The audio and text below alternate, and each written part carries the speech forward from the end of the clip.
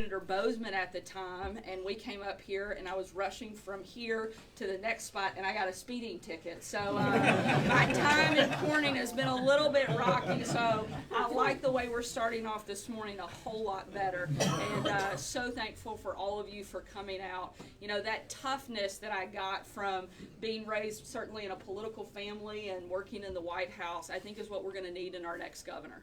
And one of the reasons that I'm running for governor is because I know that we have to have somebody who is tough enough to stand up and fight back against the radical left.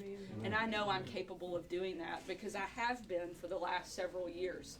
I've stood up to the media, to the radical left and their cancel culture, and won every single time. Yes, ma'am, I'm not going to stop you from clapping.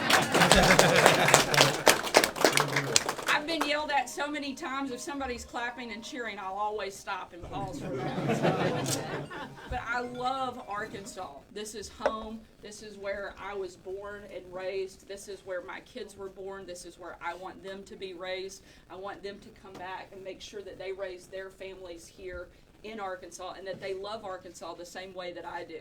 But if we don't fight for it, if we don't start doing things to protect who we are and what we stand for, the Arkansas that we love, the Arkansas that each of us have lived in is not going to be the one that our kids inherit. I want to make sure that we're educating, not indoctrinating our kids. I want to make sure that we're empowering parents, not bureaucrats, when it comes to how we're raising our families.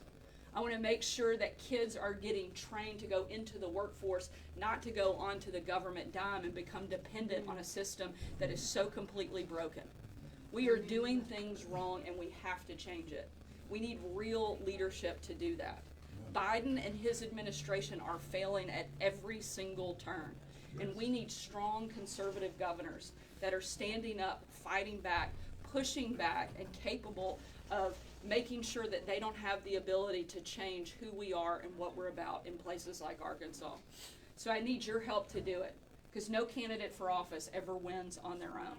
And if they tell you that they did, throw them out, because you don't want them there. I want to make sure that the people who are part of what we're doing are invested, not just in me, but what we're about. I want people who want to see Arkansas move to the top. Frankly, I'm sick and tired of watching Arkansas compete at the bottom. I'm tired of being 46th and 47th and 48th when I know that we have the potential and the capacity to be first and second.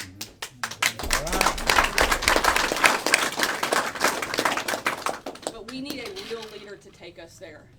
And I am confident that I can be the leader that our state needs at a time when we need it the very most. But I need everybody in this room to be part of what we're doing.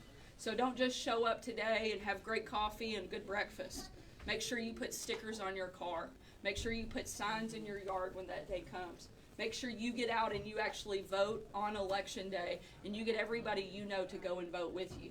Unless, of course, they tell you that they're voting for somebody else, then you tell them the election's been moved and we don't need it.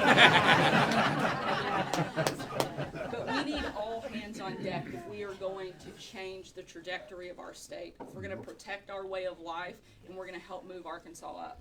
I'm committed to being part of that, and I hope you'll be with me on it as well. Thank y'all so much for being here. Let's have a great time, and I look forward to visiting with each of you. God bless you guys, and God bless our great state. Thank y'all so much.